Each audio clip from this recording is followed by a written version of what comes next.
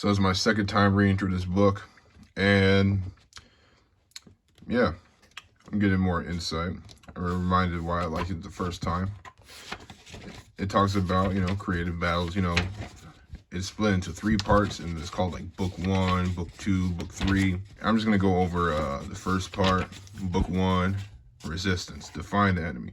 Now the enemy might be things like rationalization, procrastination, lying to yourself. It's all a form of resistance. And the resistance is just leaving you from being the parts you want to be in yourself. You know what I mean? Things you want to do. You keep lying to yourself. You keep fearing things. Fear is a form of resistance. All this stuff that's stopping you from, doing things. It can be more than creative. You know what I mean? It can be self-betterment. All this shit, and how people affect it from outside and inside, and how you affect other people, and how this resistance is really a powerful force, and why you should really know how it affects you. And I think this first part is really very good for self-reflection and improvement. I can see people reading this religiously. It has sections that are small, and I think that's purposely to help you, keep yourself reading the book more and more. You know what I mean? And it just shows that he's getting straight to the point, He's not trying to use all these fancy ass words. I mean, he just writes how he writes.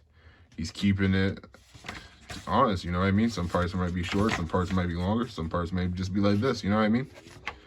It's just him getting straight to the point. And I'm on to book 2. I'm excited to read this for a second time.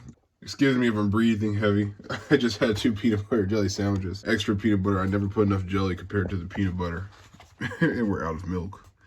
So yeah, book 2, combating resistance, turning pro. Now basically in this book, he just says the biggest difference between amateurs and professionals is that the professional don't stop. The grind don't stop 24/7.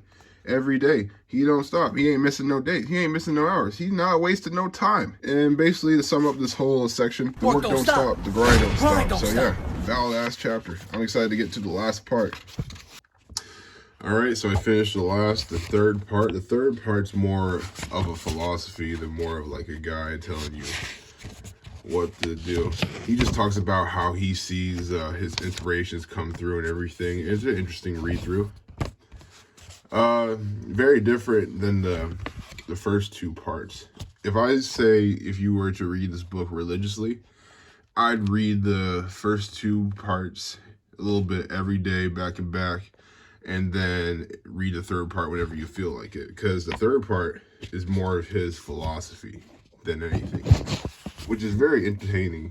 Which is very entertaining. Don't get me wrong. It's not boring or anything. I'm just saying, a lot of the help and resolve you're gonna get from the first 2 parts.